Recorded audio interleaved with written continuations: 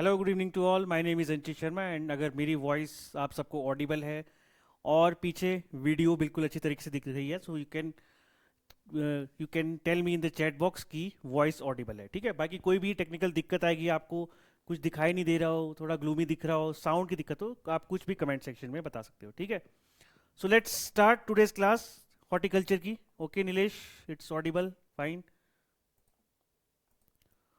अब देखो, यहाँ मैं ये चीज़ एक्सप्लेन नहीं करूंगा that why you should choose horticulture. ठीक है, वो चीज़ें आप ऑलरेडी मैं यहाँ यूट्यूब पे वीडियो अपलोड कर चुका हूँ, वहाँ आप उसे अच्छे से देख सकते हो। आज हम डायरेक्टली जंप करेंगे जो हमारा टॉपिक है आज के सेशन में।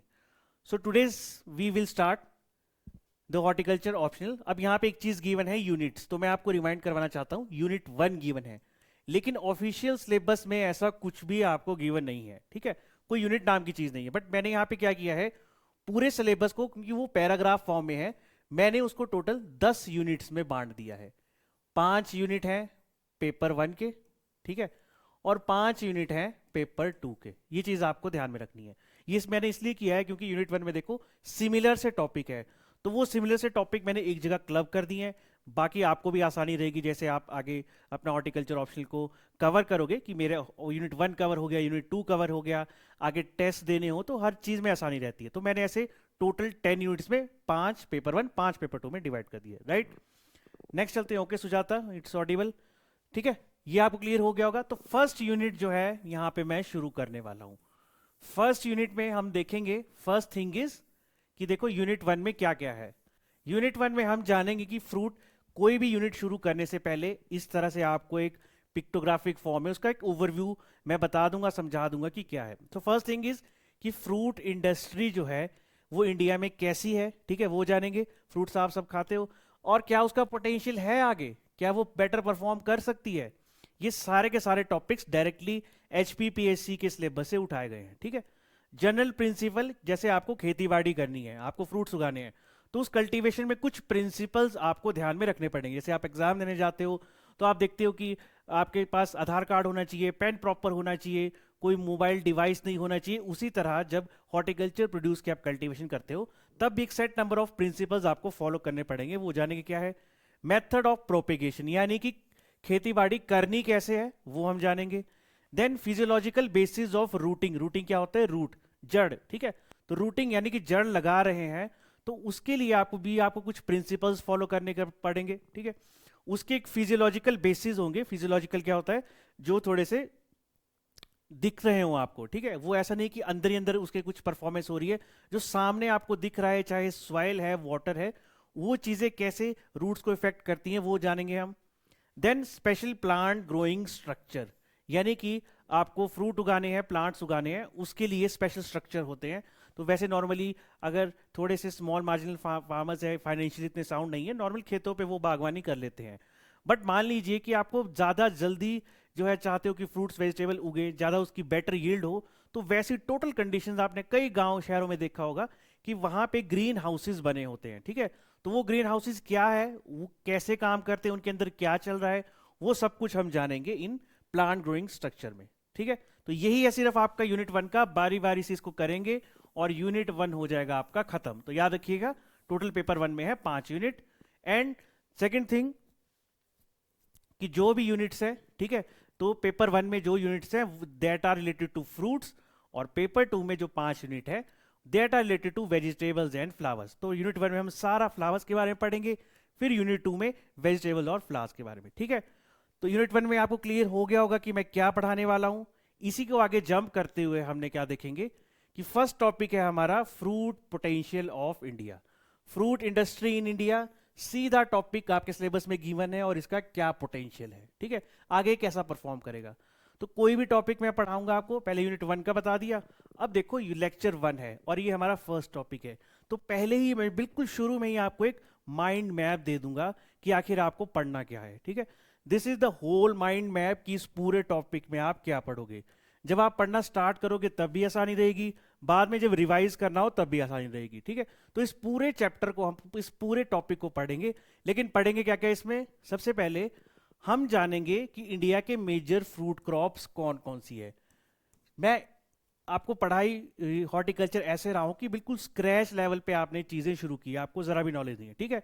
तो फ्रूट्स का तो चलो पता है, खाते हैं, लेकिन इंडिया में सबसे बेस्ट फ्रूट्स कौन से उगाए जाते हैं, कहाँ कहाँ उगाए जाते हैं, वहाँ से शुरुआत करेंगे। सेकंड, फिर इंडिया की फ्रूट इंडस्ट्री कैसी है। अगर इतने सारे फ्रूट्स उगाए जा रहे हैं तो क्या हम ग्लोबल लेवल पे कहीं स्टैंड करते हैं कि हमारी फ्रूट इंडस्ट्री बहुत अच्छी हो। हम कितना प्रोड्यूस करते हैं, कितना प्रोडक्शन होता है हर साल, कितना एक्सपोर्ट होता है, क्योंकि एक्सपोर्ट यानी कि बाहर कंट्रीज में जाएगा तो ऑब्वियसली वैल्यू ज़्यादा मिलेगी, पैसे ज़्यादा मिलेंगे, तो उगाना बेहतर है कि नहीं है वो देख सकते हैं हम, ठीक है। ये हम अच्छे से कवर करेंगे। फिर आएंगे कि इंडिया में कौन कौन से फ्रूट्स उगाए जा रहे हैं, मैंने आपको ऑलरेडी बता दिया कहाँ कहाँ उगाए जा रहे हैं। अब ये फ्रूट इंडस्ट्रीज इतना बड़ा चैप्टर है, हॉर्टिकल्चर ऑप्शनल में है, इसके ऊपर डिग्रीज होती है, पीएचडीज होती है, तो इसकी इतनी इंपॉर्टेंस है क्या। हर डॉक्टर आपको ये क्यों कहता है कि प्लीज फ्रूट खाओ, ठीक है, किसी भी यंग एज में हो, एडल्ट एज में हो, ओल्ड एज में हो, हर टाइम कहा जाता है कि फ्रूट्स के ऊपर ज्यादा ध्यान दिया जाए। तो फ्रूट्स में ऐसी क्या चीजें हैं वो सब डिस्कस करेंगे। देन लास्ट में इसका पोटेंशियल क्या है। पोटेंशियल का मतलब होता है कि आपके पास 100 रुपए हैं, ठीक है, 100 रुपए हैं, 100 रुपए आपको 10 लोग कह रहे हैं कि आप यहाँ इन्वेस्ट करो, वहाँ इन्वेस्ट करो, यहाँ इन्वेस्ट करो। अब आप कंफ्यूज हो कि मैं ये 100 रुपए मेरे पास है, मुझे कहीं इन्वेस्ट करना, तो कहाँ किए जाए। वहां पे ही मान लो मैं टपक पड़ा और मैंने आपको क्या कहा, please invest in it in fruit sector. तो फ्रूट सेक्टर में वो 100 रुपए आप इन्वेस्ट करोगे तो क्या उसका पोटेंशियल है, क्या वो रिटर्न देगा, क्या वो सस्टेन करेगा, यही सब जानेंगे हम पोटेंशियल ऑफ द सेक्टर में। क्या पोटेंशियल है, इंडिया का क्लाइमेट कैसा है, कैसी मार्केट है, क्या अपॉर्चुनिटीज है, कैसी वैल्यू एडिशन है, ये सारी चीजें डिस्कस करेंगे हम in potential of the sector में, ठीक है। और लास्ट में कुछ चैलेंजेस अगर हैं जो हमें पूरे करने हैं वो भी देखेंगे। सो एक ओवरव्यू आपको अच्छे से मिल चुका होगा कि इस पूरे टॉपिक में हम लेक्चर 1 में क्या कवर करने वाले हैं। अब देखो, ये पार्ट मैं आपको पढ़ा रहा हूं, इसी पार्ट में अब आपको क्यूरियोसिटी किस वे में होनी चाहिए, that what are the PYQs, toughness level कैसा है, कितने डीपली पढ़ना है इस टॉपिक को, वो सबसे बेस्ट कहां से पता लगता है, पीवाईक्यू से। So these are the PYQs, जो कि फर्स्ट टॉपिक है, कौन सा, फ्रूट इंडस्ट्री इन इंडिया में। ये जो क्वेश्चन नंबर 4 है, ये तो डायरेक्टली 2025 में लास्ट ईयर सितंबर में जो मेंस हुआ था वहीं पूछा गया था। फिर ये वैसे ही 24, 23, ठीक है, 22, 21, तो 21 से लेकर पिछले 4-5 सालों के पीवाईक्यूज हैं। तो यहां आप देखोगे क्वेश्चन डायरेक्टली पूछा जा रहा है, 20-20 नंबर के भी। क्या क्वेश्चन है, discuss the current status of fruit industries in India, evaluate the potential for growth in fruit industry over the next decade, ठीक है जी। Explain the potential of the fruit industry in India and also highlights कि ये कितना significant है, कितना contribution करता है एग्रीकल्चर सेक्टर को, इसके चैलेंजेस क्या है, अपॉर्चुनिटी क्या है, सब कुछ बताओ हमें, ओके। सेम क्वेश्चन, पोटेंशियल बताओ, discuss the current status and future potential.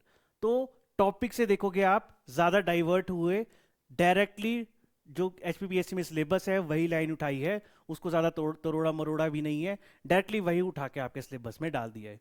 तो यहां से आपको पीवाईक्यू से डेप्थ पता लगेगी कि मुझे कितनी डेप्थ में पढ़ना है, कितना आसान टफ ये रहेगा, ठीक है। This I will be doing with every topic, ताकि आपको अच्छे से समझ भी आ जाए और आपको ये भी पता हो कि कितने डेप्थ में और कितनी इंटेंसिटी से मुझे ये पढ़ना है। तो चलो अब मैं टॉपिक शुरू करूंगा और साथ में आपको ये भी पता होगा कि ये सारे पीवाईक्यूज जो है हमारे टॉपिक में कवर भी होने चाहिए, ठीक है। So let's begin. सो देखो, India is one of the world's largest producer of fruits. कितनी लार्जेस्ट है वो मैं भी बताऊंगा, बट फिलहाल रखो this is one of the largest fruit producer. दूसरी बात, ग्लोबल फ्रूट बास्केट में भी ये कंट्रीब्यूट करता है। इसका मतलब, ये आपकी इंट्रो रहेगी पर्टिकुलर सेक्शन के लिए, इसका मतलब कि इसका एक्सपोर्ट लेवल भी अच्छा होगा।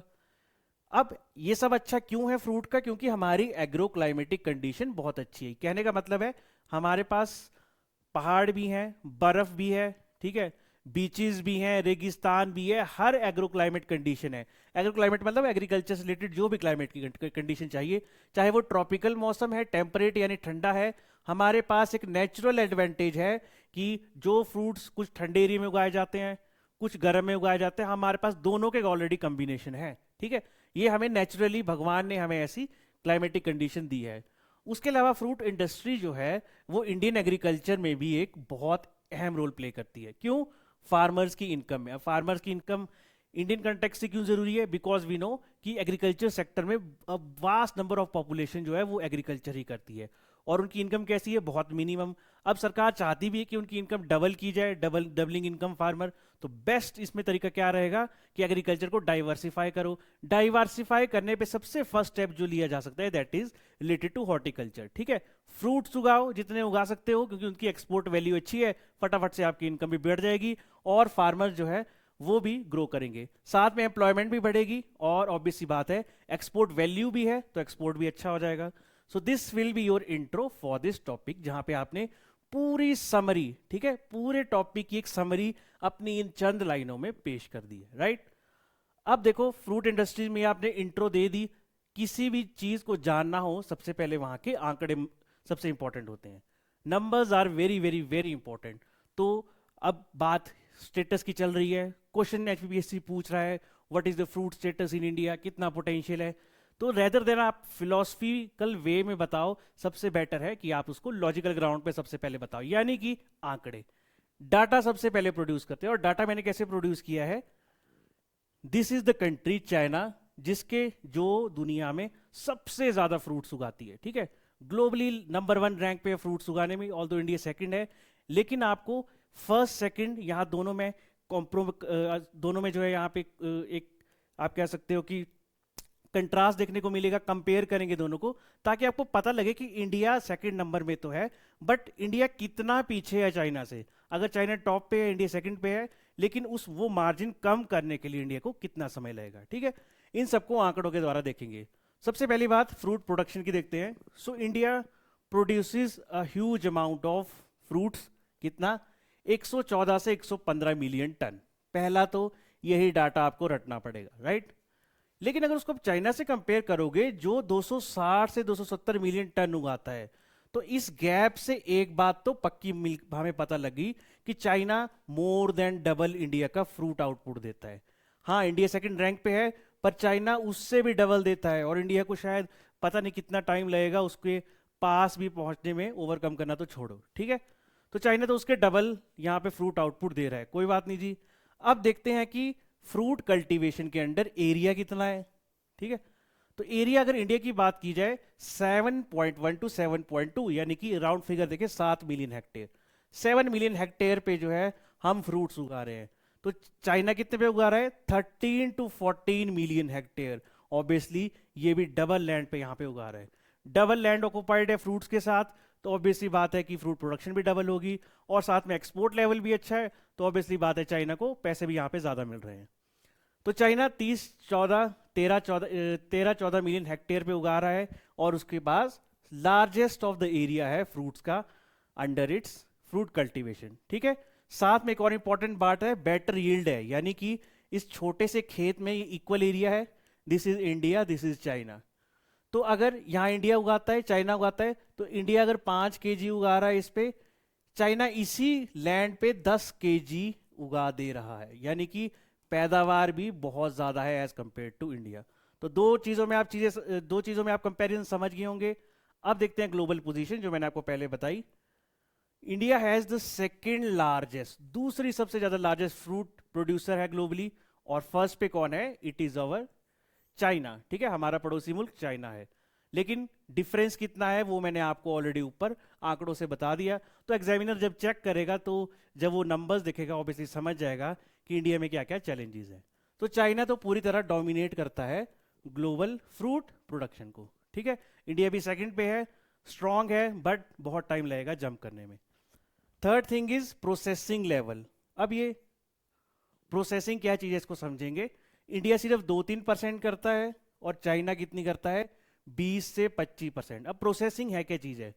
अब देखो, कहीं आप किसी पार्टी में जा रहे हो, तो आप अच्छे से हेयर कट करते हो, ठीक है, अच्छे सी ड्रेस डाली है आपने, या फिर ब्लेजर सूट एनीथिंग, आपको वहां पे ज्यादा रिस्पेक्ट मिलेगी, लोग ज्यादा कनेक्ट होंगे, लोग आपको ऑब्वियसली ज्यादा देखेंगे, ठीक है।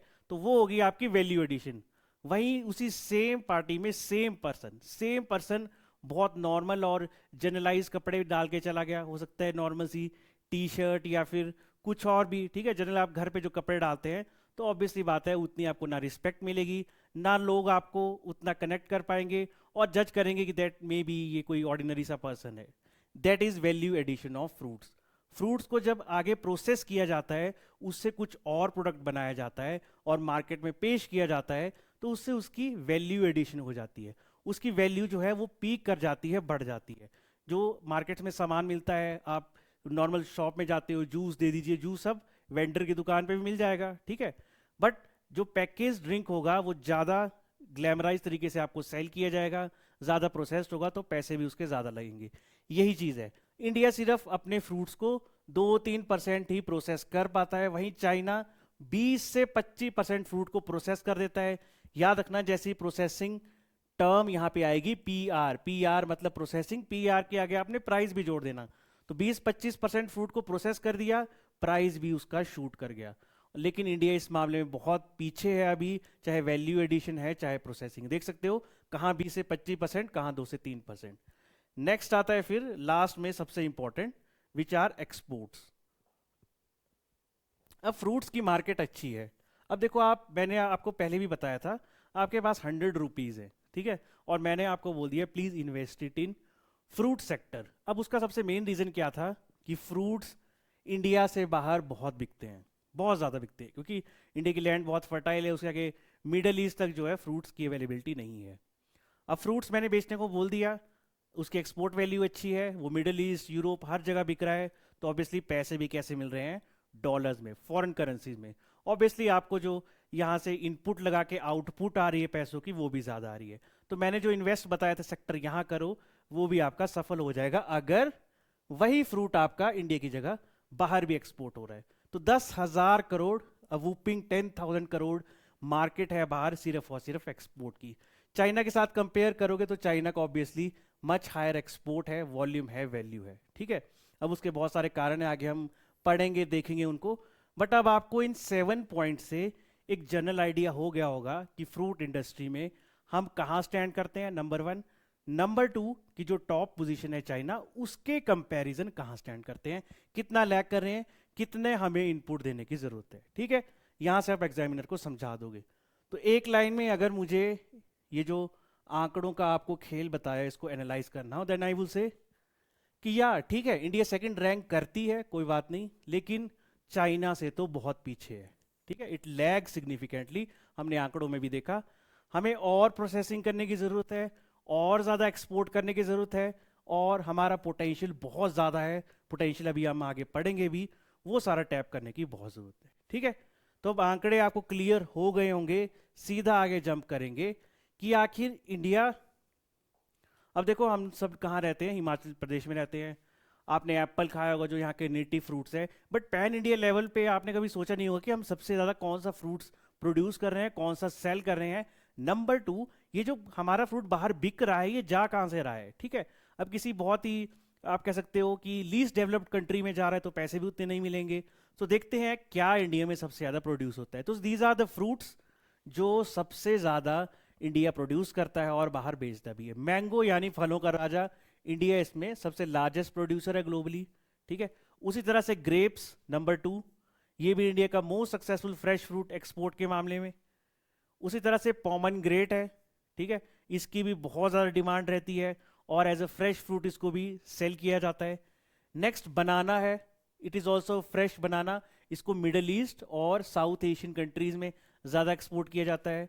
ग्रेप्स ऑलरेडी मैंने बता दिया, और लास्ट में एप्पल, ठीक है।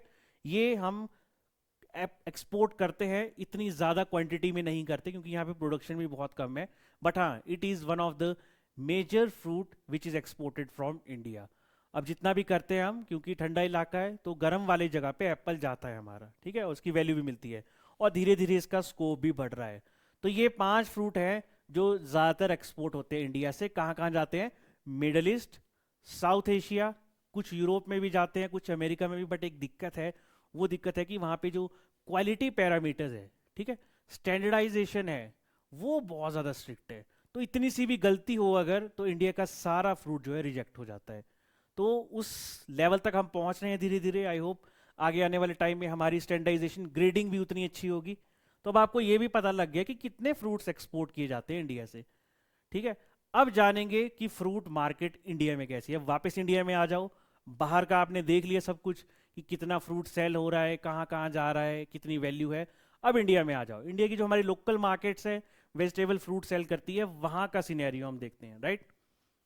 तो ये कॉमन सी पिक्चर आपने इंडिया की मार्केट्स में देखी होगी।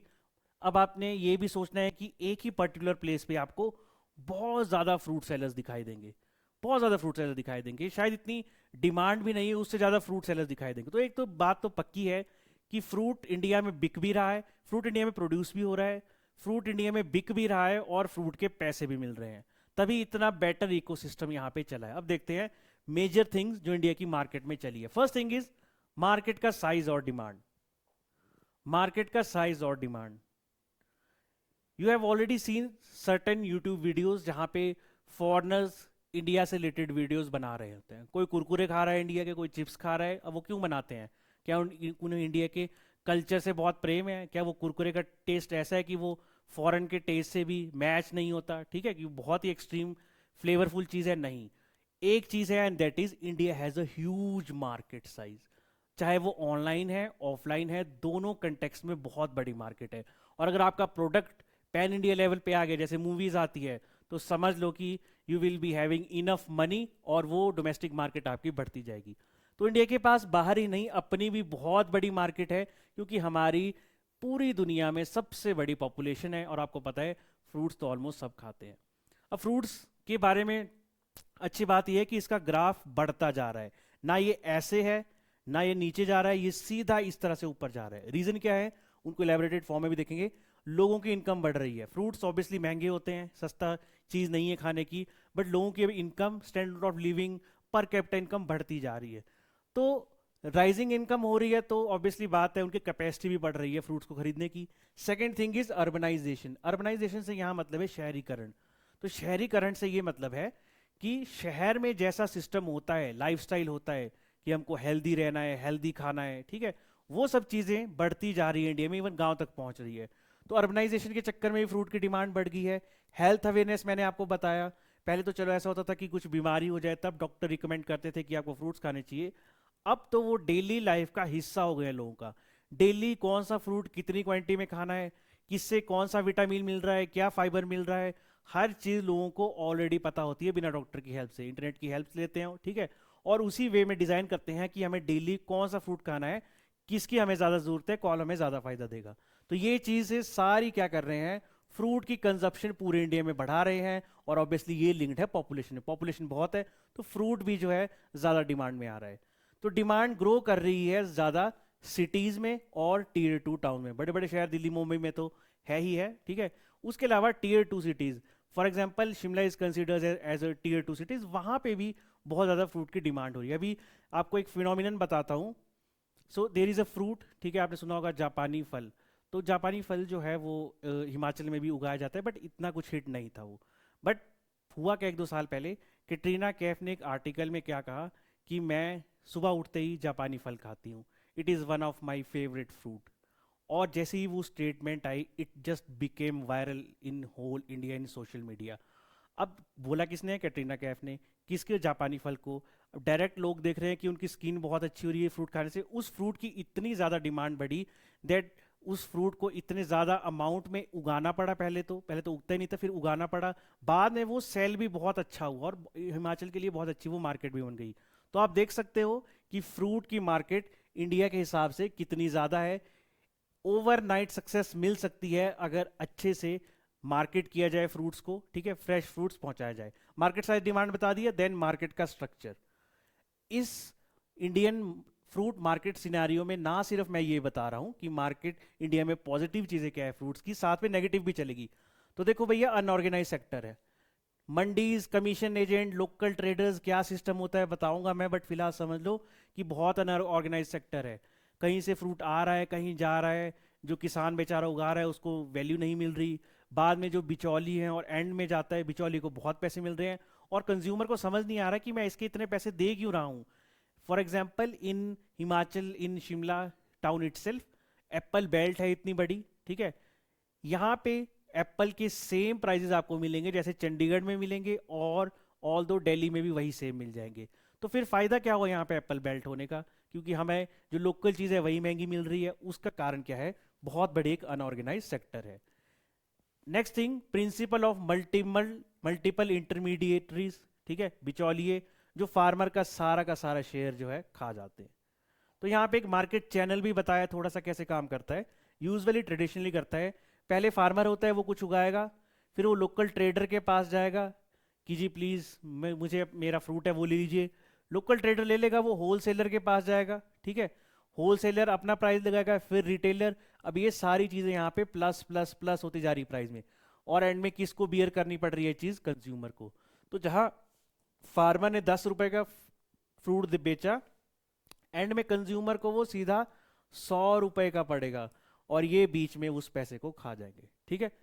उसी तरह से फार्मर को या तो एजेंट के पास जाना पड़ता है, जिसको आड़तीए भी कहते हैं, आड़तीया मंडी में बेचेगा, फिर रिटेलर, फिर कंज्यूमर। तो इतनी बड़ी चेन है कि प्राइस 10 से सीधा कहाँ पहुंचता है? 100 पे। तो ऑब्वियसली ये सस्टेनेबल चीज़ तो नहीं है। अब धीरे धीरे होलसेल मार्केट्स भी आ रही है, तो मेजर फ्रूट जो है वो ट्रेड किए जाते हैं अब एपीएमसी द्वारा। एग्रीकल्चर प्रोड्यूस मार्केटिंग चैनल्स होते हैं, ठीक है, इनके द्वारा किए जा रही है। क्या है आगे एक्सटेंडेड फॉर्म में आपको टॉपिक्स में पता लगेगा, बट यहाँ पे प्राइस डिस्कवरी भी की जाती है कि फ्रूट का क्या सीजन है, कब आएगा, क्या क्वालिटी है, किस फ्रूट की कितनी डिमांड है। तो जैसे मैंने आपको जापानी फल का भी आइडिया दिया, उस हिसाब से प्राइस रखा जाता है, राइट, ठीक है। अब देखो, बहुत सारे हमारे इंफ्रास्ट्रक्चर कंस्ट्रेन भी हैं। कंस्ट्रेन क्या होता है कि हम उस चीज़ में लैग करते हैं। जैसे कि हमारे पास ग्रेडिंग सिस्टम नहीं है। ग्रेड क्या होता है? 5 टाइप के एप्पल हैं, तो उन 5 टाइप के एप्पल में सबसे बेस्ट एप्पल होगा उसको बेस्ट प्राइस मिलेगा। ग्रेड किया जा रहा है, जैसे क्लासेस में ग्रेड करते थे कि किसी का 10th रैंक आया है, किसी का 9th, उसी तरह से फ्रूट्स को भी किया जाता है। स्टोरेज हमारे पास अच्छी नहीं है। फ्रूट्स जनरली कहाँ सर्वाइव करते हैं? ठंडे टेम्परेचर में। तो वो ठंडा टेम्परेचर है ही नहीं, कोल्ड स्टोरेज इतने है ही नहीं, फ्रूट सड़ जाता है। फिर ट्रांसपेरेंट प्राइसिंग नहीं है, कोई मैकेनिज्म नहीं है, कोई सेट फार्मूला नहीं है। जैसे मैंने ऊपर भी एक्सप्लेन किया, फार्मर ने बेचारे ने 10 रुपए का बेचा, एंड में उसी का कोई नोन मार्केट में जाएगा, वही सेम फ्रूट 100 रुपए का बिक रहा होगा, और कंज्यूमर को बेचारे को वो सारा बियर करना पड़ेगा। अब रिटेल फ्रूट मार्केट की शॉप्स भी आ रही है। ये सारी की सारी स्ट्रीट वेंडर जो अपने आसपास देखते हो, सब उन्होंने डोमिनेट कर रखी है, ठीक है। स्मॉल फ्रूट शॉप्स हैं, उन सब का काम है यहाँ पे फ्रूट्स बेचना, ठीक है। तो धीरे धीरे ऑर्गेनाइज भी हो रही है। आपने देखा होगा कि जियो फ्रेश नाम से जो है फ्रूट्स बेचे जा रहे हैं, तो बहुत सारी ऐसी खुल रही हैं अभी रिटेल मार्केट। तो वो बेटर ग्रेडिंग भी दे रहे हैं, पैकेजिंग भी। ऑनलाइन फ्रूट डिलीवरी ब्लिंकिट वगैरह से भी आ रही है मेट्रो सिटीज़ में। तो नए नए एवेन्यूज खुलते जा रहे हैं। नेक्स्ट इंपॉर्टेंट चीज है post harvest and cold chain. Post harvest का मतलब क्या होता है? जब फ्रूट आपने निकाल दिया, कल्टीवेट कर दिया, तोड़ दिया, अब उसको पॉइंट ए से पॉइंट बी में पहुंचाना है। हिमाचल से गुजरात पहुंचाना है। हिमाचल से गुजरात पहुंचाने के बीच में जो उसका लॉस होगा, that is known as post harvest losses.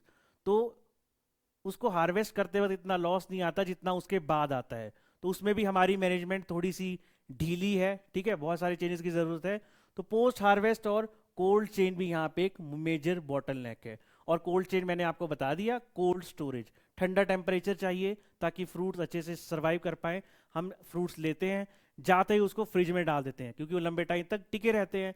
Same cheese farmer को भी करनी पड़ती है जब उसके पास बहुत सारी खेत में फ्रूट हो। तो वो कहाँ रखेगा? ठीक है, वो तो सारा सड़ जाएगा, इतनी मेहनत लगाई उसने। तो उसके लिए बड़े बड़े कोल्ड स्टोरेज बनाए जाते हैं, बट हमारे पास इतने नहीं हैं। Next, price behaviour. जैसे मैंने आपको बताया, प्राइस बिहेवियर, आपने न्यूज़ चैनल में अक्सर देखा होगा कि कोई पर्टिकुलर किसान है, उसने क्या किया, टमाटर लिए या कोई फ्रूट लिया और सड़कों पर फेंक दिया, उसके ऊपर से गाड़ी चला दी। ऐसा क्यों होता है? Due to price behaviour.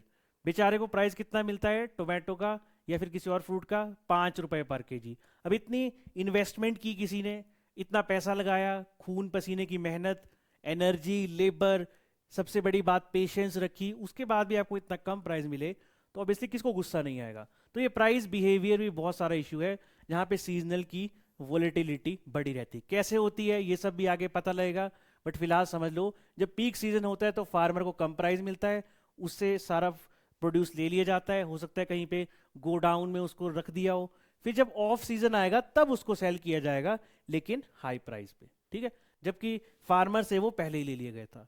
फिर प्रोसेसिंग एंड वैल्यू एडिशन, थोड़ा सा मैंने आपको चाइना के कंपैरिजन में बताया था, बहुत नहीं है, सिर्फ 2-3% है, बहुत ही कम है ये। ह्यूज स्कोप है अभी भी। जूस पल्प है या डिहाइड्रेटेड फ्रूट्स हैं, फ्रोजन फ्रूट्स हैं, ठीक है, बहुत टाइम तक टिके रहते हैं किसी भी कंडीशन में, ऑफ सीजन में भी। तो हमारे पास अभी इतना स्कोप नहीं है। तो कुछ चैलेंजेस हैं यहाँ पे, वो चैलेंजेस थोड़े से डिस्कस भी किए, आगे भी अच्छे से आएंगे, उनको डिस्कस करेंगे। तो फिलहाल इंडिया के फ्रूट मार्केट का सिनेरियो आपको अच्छा पता लग गया होगा विद डेटा, ठीक है। तो इंडिया की फ्रूट मार्केट बहुत बड़ी है, नो डाउट, फास्ट ग्रोइंग भी है, नई नई चीज़ें आ रही है, ब्लिंकिट, जियो फ्रेश। लेकिन दिक्कत क्या है, मोस्टली ये अनऑर्गेनाइज्ड है, प्रॉपर इसमें ऑर्गेनाइजेशन नहीं है, एक सिस्टमेटिक फॉर्म नहीं है। तो बहुत सारी इनएफिशिएंसीज भी है, चाहे मार्केटिंग करनी है, स्टोर करना है, कुछ वैल्यू एडिशन करनी है, ये सब नहीं हो पा रहा। और इसका सबसे ज़्यादा असर किस पे पड़ रहा है, बेचारे फार्मर्स पे। उनकी इनकम अच्छे से यहाँ पे जो एफिशिएंट तरीके से नहीं बढ़ पा रही। तो यहाँ पे आपको डाटा प्लस इंडियन मार्केट का सिनेरियो लग गया पता। अब इस मैप के थ्रू मैंने क्या बताया है, इस मैप के थ्रू बताया है इंडिया के major fruits. Although major fruits आपको बता दिए थे, बट यहाँ पे आप चेक कर सकते हो कौन से कहाँ कहाँ कौन से फ्रूट्स होते हैं जो लोकल भी हैं। जैसे नवसारी चीकू, गिर केसर मैंगो, ये सिर्फ नॉलेज के लिए ही नहीं, ये सिर्फ नॉलेज के लिए आपके एग्जाम पॉइंट ऑफ व्यू से इतना डेप्थ में नहीं पूछते, बट फिर भी एक मैप ओवरऑल पता होना चाहिए। जैसे गिर केसर मैंगो कहाँ का है फेमस, गुजरात का। हिमाचल में पीच पलम्स फेमस है।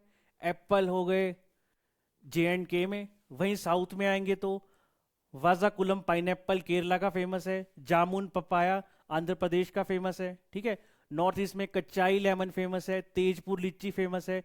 बीच में MP UP वाले एरिया में लंगड़ा आम, इलाहाबाद सुरका गावा। तो इस तरह से जो है एक फ्रूट, एक नेटिव फ्रूट, साथ में फ्रूट आपको पता लग जाएगा कौन से स्टेट में फेमस है, साथ में उनके नेटिव वेराइटीज कौन सी फेमस है वो भी पता लग जाएगा। नेक्स्ट, अब यहाँ पे आते हैं प्रोडक्शन पे कि कौन सा, जैसे आपको पहले इंफॉर्मेशन दी कि ये फ्रूट सबसे ज़्यादा उगाए जाते हैं इंडिया में, बट हर आंसर को ऑथेंटिफाई करना है आपने डाटा के साथ। तो यहाँ देखो, बनाना सबसे ज़्यादा टेबल के थ्रू मैंने बताया है, तमिलनाडु में उगाया जाता है। मैंगो कहाँ हो जाता है, यूपी में। एप्पल जम्मू एंड कश्मीर में। बहुत सारे लोग सोचते हैं कि हिमाचल में ज़्यादा उगाया जाता है, बट नो, हिमाचल में प्रोडक्शन इतनी नहीं है। J&K is the highest producing state of India. Grapes की बात करें तो महाराष्ट्र में, और पोमेग्रेनेट में महाराष्ट्र में, ठीक है। अब देखो यहाँ पे इसकी प्रोडक्शन है, इंडिया वाली तो चलो छोड़ दो, आपको लग जाएगी पता कितने MT है। MT यहाँ पे मीट्रिक टन होता है, ठीक है। बट चाइना से कंपेयर करते हैं, एप्पल देखो मैंने बताया इंडिया के टॉप 5 एक्सपोर्टिंग फ्रूट में कितना करते हैं हम, 2.3 to 2.5 MT। चाइना में देखो 25 से 26 किया जाता है। तो आसपास भी नहीं फटकते हम। Although we are at first position, we are in second position, और ये फर्स्ट पोजीशन में है। एक रैंक का फर्क है, लेकिन प्रोडक्शन का जो फर्क है वो बहुत ज्यादा है, ठीक है। यहाँ सिंगल डिजिट्स में है, यहाँ सीधा डबल डिजिट्स में है, वो भी ट्रिपल से भी ज्यादा। ग्रेप्स में महाराष्ट्र 3.4 3.6 प्रोड्यूस करता है, बट चाइना देखो 25 से 48 MT प्रोड्यूस कर रहा है, ठीक है। तो दिस इज सम डाटा जो आपको ये भी बता रहा है कि कितनी मेजर फ्रूट्स की कितनी प्रोडक्शन है और कहाँ पे हम लैग कर रहे हैं। अब आपका देखो, अब आप बोलोगे कि सर आपने इतना कुछ बता दिया, now you have to give some weightage, कुछ तो ऑथेंटिफाई हो, कुछ ऐसी स्टोरी लेके आओ, स्टोरी के एक फैक्चुअल सही में एक बात लेके आओ जो प्रूवन हो, जिसमें वेट हो, कि कैसे एक केस स्टडी के द्वारा। हॉर्टिकल्चर सब्जेक्ट में अगर सबसे इंटेंस तरीके से आपको करनी पड़ेगी कोई चीज़, वो है केस स्टडीज। आपको क्या करनी है वो मैं ही आपके लोगों के लिए लेके आऊँगा, ठीक है, बट आपको पढ़नी पड़ेगी। सो केस स्टडीज सबसे बेस्ट बताती है कि जो भी मैं यहाँ पे फिलॉसफी झाड़ रहा हूँ वो सच में अगर किसी ने इंप्लीमेंट किया है। मैंने बोला आपको 10-100 रुपये इन्वेस्ट करो फ्रूट सेक्टर में, तो ये तो मैंने अपनी बात बोल रहा था, बट क्या किसी पर्सन ने सच में ऐसा किया है, क्या सच में उसने सक्सेस पाई है? Let's see it. एक केस स्टडी चेक कर रहे हैं यहाँ पे, which is Jharkhand. Times of India में आई थी, ये अखबार की सीधी कटिंग है 2025 की, ठीक है। एक जगह है कहाँ पे, Jharkhand you know state, Jharkhand में एक जगह है which is called Bokaro village. यहाँ पे कुछ हुआ था, देखते हैं क्या हुआ था। तो यहाँ पे एक लैंड थी, पूरी तरह से बैरन थी, बंजर, पूरी बंजर थी, ठीक है। ये देखो बोकारो झारखंड में है, तो यहाँ पे बैरन और अनप्रोडक्टिव लैंड थी।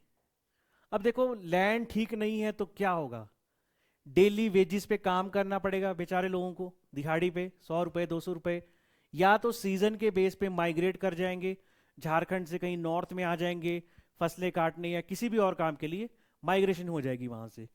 थर्ड, लो और अनस्टेबल उनकी इनकम होगी, ठीक है। कभी सीजन अच्छा है, कभी बुरा है, कभी ठेकेदार ने पैसे दिए ना दिए कुछ नहीं बोल सकते। ये उस गांव का हाल था। यहाँ पे गवर्नमेंट ने इंटरवेन किया with the help of NABARD.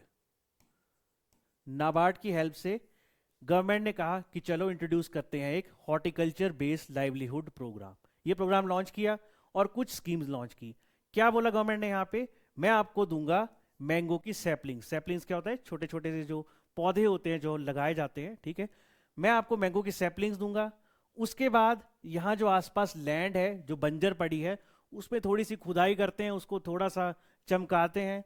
Water conservation का काम किया गया कि नहीं पानी नहीं है तो कोई बात नहीं, पास से कहीं से पानी जो है लिफ्ट करते हैं, या फिर बारिश का पानी है उसी को स्ट्रक्चराइज करके सेव करते हैं और इस लैंड को इरिगेट करते हैं। साथ में किसानों को बोला गया कि इस बगीचे को मैनेज कैसे करना है। आपको बगीचे की सैपलिंग्स तो दे दी, लेकिन जितना टाइम लगेगा, चाहे 6 महीने 1 साल, आपको एक मैनेजमेंट के तरीके से बगीचे को अपने खुद के बच्चे की तरह इसको संभालना पड़ेगा, तभी आपको ये फायदा देगा। एंड लास्ट में एक फार्मर प्रोड्यूस ग्रुप बनाया। क्योंकि देखो क्या होता है, अगर मैं अकेली खेती कर रहा हूँ तो मुझे टेंशन हो सकती है, मेरा पैसा ना डूब जाए, मेरी कितनी मेहनत लगेगी। जब 4-5 लोग मिलके काम कर रहे हो तो 4-5 नए फ्रेश आइडियाज भी आते हैं और कलेक्टिवली काम भी चलता है, ठीक है। ये स्टेप्स गवर्नमेंट ने लिए। इसको बिल्कुल अच्छे तरीके से झारखंड के बोकारो विलेज ने कर दिया इम्प्लीमेंट। उन्होंने मैंगो के बगीचे लगाए इस अनयूज लैंड में। लेबर जो थी लगनी थी वो सारी बगीचे के डेवलपमेंट में लगी। फार्मर को अच्छे से ट्रेन किया कि प्लांट की कैसे केयर करनी है, कब पानी देना है, कब प्रूनिंग प्रूनिंग क्या होता है, काट छांट करना, क्योंकि अनवांटेड झाड़ियां उग जाती है प्लांट के आगे, उसको काटो छाटो, वो कब करेंगे, और कब उसको जो है आपने निकालना है, क्योंकि जो आपने प्लांट लगाया है उससे मैंगो निकालने का भी एक समय होता है, ठीक है। आप ना समय से पहले निकाल सकते हो ना समय के बाद निकाल सकते हो, तो वो भी करना है आपने, और बदले में आपको मिलेंगे क्या, बेटर प्राइजेस, ठीक है। ये सब यहाँ पे थ्योरी चल रही थी। अब देखना है इसका क्या इंपैक्ट पड़ता है।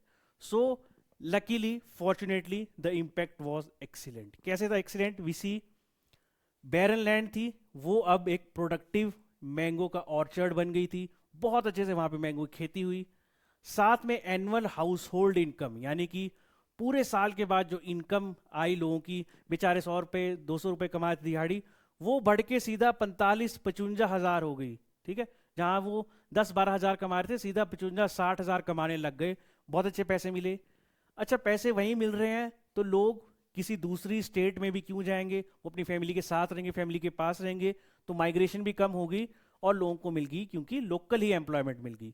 सबसे अच्छी बात, we saw women participation also, क्योंकि आपको पता है इंडिया में बगीचों में खेतों में वुमेन भी बहुत ज़्यादा काम करती है, तो उनकी पार्टिसिपेशन भी बहुत अच्छी थी। तो जब उनके पास पैसा आया तो ऑब्वियसली डिसीजन मेकिंग पावर भी उनकी इंक्रीज हुई, और इस सब से क्या फ़ायदा हुआ, फूड सिक्योरिटी और लिविंग स्टैंडर्ड लोगों का इंप्रूव हो गया। So this case study was very important, क्योंकि न्यूज़पेपर में पब्लिश है और गवर्नमेंट के रिकॉर्ड्स में भी है, ठीक है। तो ये केस क्यों इंपॉर्टेंट था कि फ्रूट फार्मिंग, जैसे मैं आपको बोल रहा था कि भाई कर दो फ्रूट्स में इन्वेस्ट, बहुत स्कोप है, तो कितना स्कोप है वो मैंने ऑथेंटिफाई करके बता दिया। लोगों की जिंदगी बदल गई, रूरल लाइफ डेमोन्स्ट्रेट किया कि इनकम को अगर आप दिल्ली दिहाड़ी कर रहे हो उसके अलावा कहीं डाइवर्सिफाई करते हो, और उस डाइवर्सिफिकेशन का सबसे बेस्ट तरीका है हॉर्टिकल्चर, तो उसका क्या फायदा होगा, साथ में गवर्नमेंट का कैसा सपोर्ट रहेगा, और सब मिलकर काम करेंगे तो क्या फायदा होगा। तो गवर्नमेंट का सपोर्ट भी आपने देखा बहुत इंपॉर्टेंट था वहां पे, तभी हमें ये इंपैक्ट देखने को मिला कि फार्मर्स की इनकम यहाँ पे बढ़ गई। तो कंक्लूजन के तौर पर हम क्या कह सकते हैं, इस केस स्टडी से हमें क्या पता लगता है कि फ्रूट फार्मिंग प्लस सपोर्ट मिले अगर गवर्नमेंट की स्कीम्स का, और साथ में जितने भी फार्मर्स हैं इकट्ठे मिलके काम करें, तो वो इस बंजर जमीन को भी क्या कर सकते हैं, एक सस्टेनेबल लाइवलीहुड और इम्प्रूव इनकम वाली लैंड में ट्रांसफर कर सकते हैं। तो ये कुछ फिल्मी सीन सा लगता है, बट ऐसा ही है कि कोई आया, बंजर जमीन थी, ठीक है, हॉर्टिकल्चर जो है एज हीरो आप काउंट कर सकते हो, उन्होंने वहाँ पे काम किया हॉर्टिकल्चर के through, and it turn lives of people, right. तो अब मैंने आपको जो है एक ओवरऑल सिनेरियो समझा दिया कि फ्रूट्स का कैसा चल रहा है, क्या चल रहा है, अच्छे से बता दिया।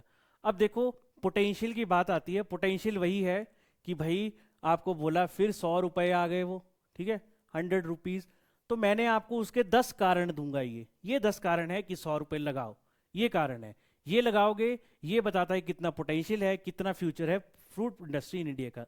इन्हीं 10 पॉइंट्स को हम इलेबोरेट करके आगे एक एक करके समझेंगे विद एग्जांपल। लेकिन उससे पहले जो भी ऐसा एक एक्सटेंसिव बहुत लंबा टॉपिक होगा, मैं क्या करूँगा, शॉर्ट में उसके पॉइंट्स बना दूंगा, ताकि आपको रिकॉलिंग करने की भी ईजी हो, आपको पढ़ने में भी आसानी हो, साथ में बाद में रिवीजन करोगे, क्योंकि आपको क्विक रिवीजन के लिए पॉइंट्स चाहिए होते हैं, तो वो भी ऑलरेडी बने हुए होंगे, ताकि क्विकली आप जो है पॉइंट्स को कर पाओ। तो देखो क्या क्या पोटेंशियल है। पहले बात की हमने, एग्रोक्लाइमेटिक जोन्स अच्छे हैं, यानी कि डाइवर्स हैं। कोई भी ठंड का फ्रूट उगाना है, कोई गर्मी का फ्रूट उगाना है, कोई नॉर्मल से एवरेज टेम्परेचर का फ्रूट उगाना है, कोई भी फ्रूट है, सारे फ्रूट यहाँ पे इंडिया में उग जाएंगे। नंबर 2, एक्सपोर्ट का छोड़ो, हमारी डोमेस्टिक मार्केट ही इतनी ज़्यादा है कि कोई फ्रूट अगर हिट हो गया सो बाय गॉड वो ओवरनाइट किसी को भी मिलियनियर तक बना सकता है। ठीक है, इतनी बड़ी मार्केट है, कंजप्शन बढ़ती जा रही है कि हमें कहीं बाहर देखने की जरूरत नहीं। ऊपर उल्टा मैंने एग्जांपल भी बताया, बाहर वाले हमें देख रहे हैं कि इंडिया की मार्केट में कैसे घुसा जाए। Next, high income per hectare, जहां आप कुछ और क्रॉप उगाते हो, चाहे राइस उगाना है, वीट उगाना है, मेज उगाना है, ठीक है, तो पर हेक्टेयर यानी कि छोटे मोटे एरिया पे आपको इतना फायदा नहीं है उसको उगा के, उतना प्राइस नहीं मिलता। लेकिन हॉर्टिकल्चर प्रोड्यूस फ्रूट्स उगाओगे छोटे से एरिया में भी, ठीक है, वो उस एरिया में भी आपको इतना प्रोड्यूस ज़्यादा देंगे, उसको लेके मार्केट जाओगे उसके पैसे भी ज़्यादा मिलेंगे। तो ऑब्वियसली बात है कि इनकम पर हेक्टेयर ज़्यादा है। नेक्स्ट, एक्सपोर्ट का पोटेंशियल बहुत अच्छा है।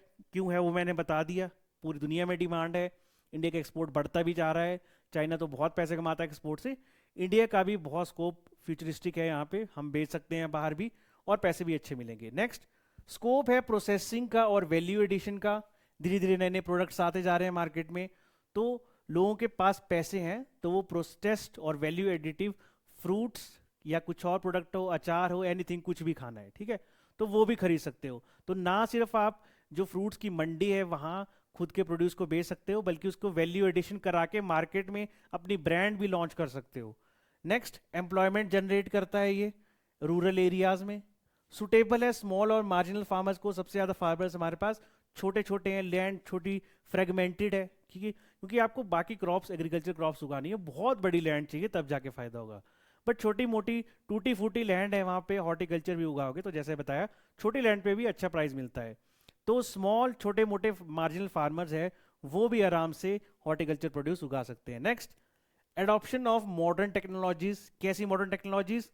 भाई सेंसर्स के द्वारा मॉइस्चर काउंट किया जा रहा है, कितना चाहिए फ्रूट्स को, आगे हर चीज़ आपको मैं बिल्कुल डेप्थ में एक्सटेंसिव तरीके से इलेबोरेटिव फॉर्म में समझाऊंगा, बट अभी नॉर्मल थोड़ा ब्रीफली समझो कि पानी चाहिए फ्रूट्स को, ठीक है, तो सेंसर लगे हैं, सॉइल में हल्का सा मॉइस्चर कम हुआ वो सेंस कर लेता है, वहां से पानी खुद ही स्प्रिंकल होना शुरू हो जाता है बारिश की फॉर्म में। अभी कैसे कैसे टेक्नोलॉजी आपको बताऊंगा मैं, बट टेक्नोलॉजी का भी बहुत अच्छा होल्ड इसमें आ चुका है। नेक्स्ट, गवर्नमेंट की पॉलिसी और इंस्टीट्यूशनल सपोर्ट भी अच्छा है।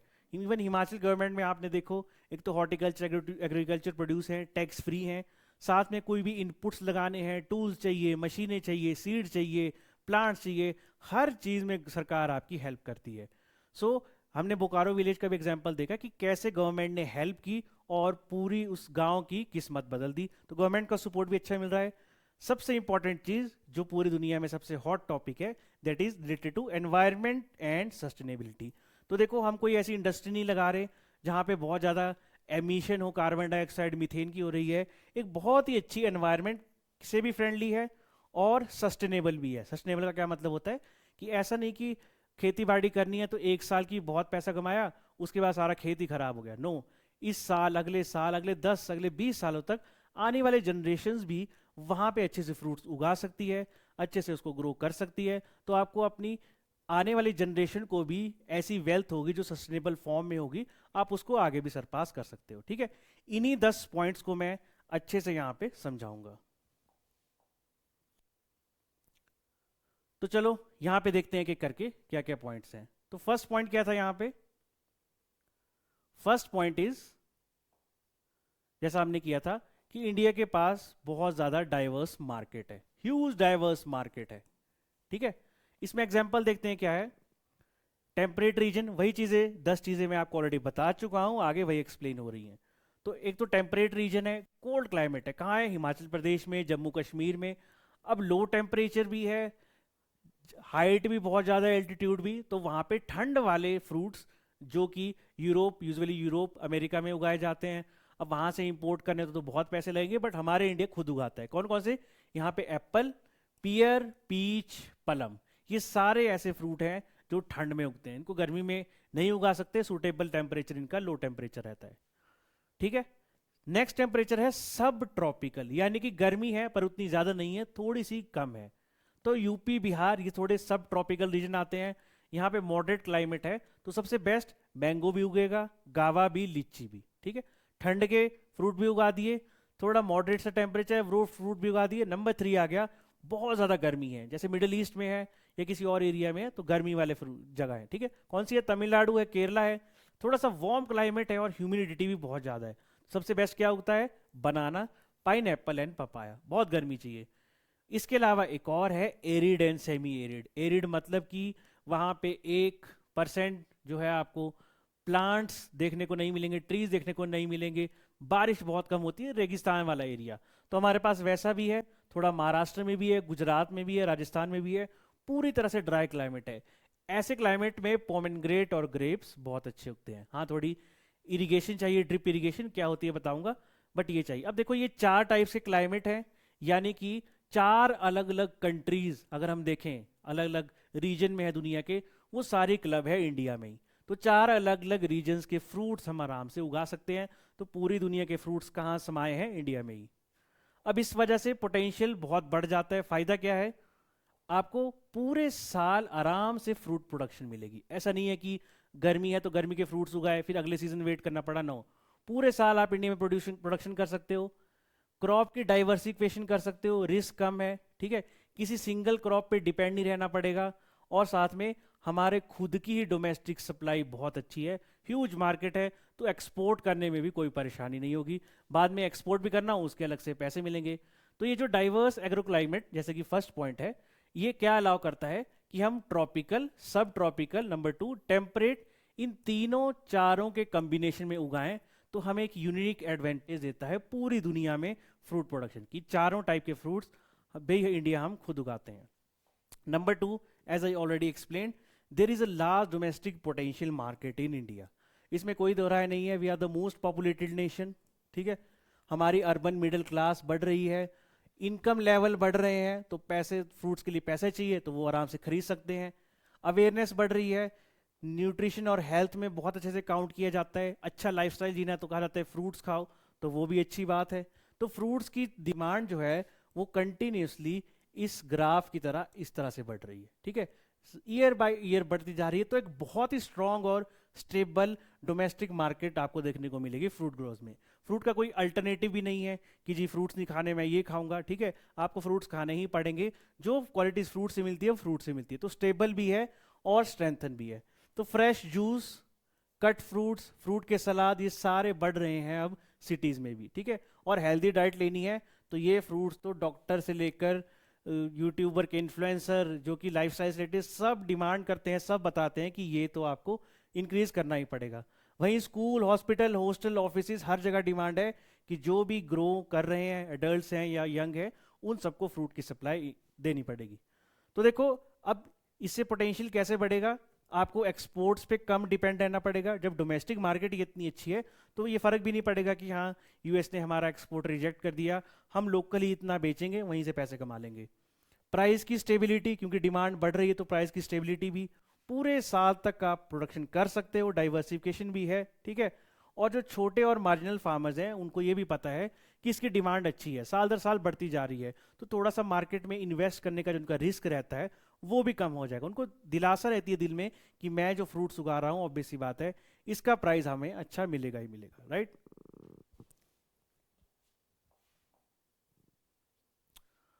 सो I think it's time now, yes 50 minutes. ठीक है, so this was your first class, demo class. कल भी एक डेमो क्लास रहेगी, हम इसी टॉपिक को कल पार्ट 2 में कवर करेंगे। आई होप आप लोगों को पता अच्छा लगा होगा lecture. You can give your feedback. ठीक है, उसके अलावा जो भी इस वीडियो को देख रहे हैं आगे भी, सो हम इस वीडियो को जो है यूट्यूब पे भी डालेंगे for this only demo class.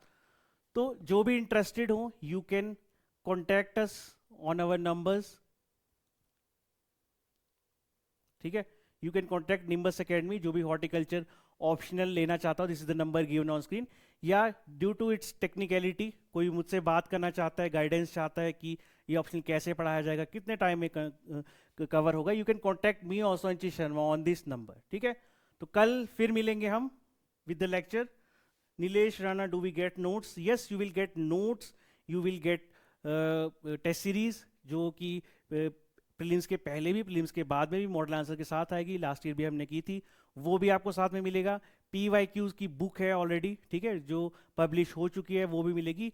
You will get an entire package with this course. So मिलते हैं कल के वीडियो में। Let's see, we will see the fruit potential of India. और जो एनरोल होना चाहते हैं, they can contact on this number. Thank you so much. Sir, how many demo classes will be available? Tahir, I think 2 to 3 classes, क्योंकि 2 से 3 classes में पता लग जाता है दैट हम जो है इस सब्जेक्ट की टेक्निकलिटी को कितना समझ रहे हैं, क्या हमारे लिए सही रहेगा, गलत रहेगा। सो 2 से 3 अवेलेबल हैं, तो वो अभी आप कंटिन्यू कर सकते हो।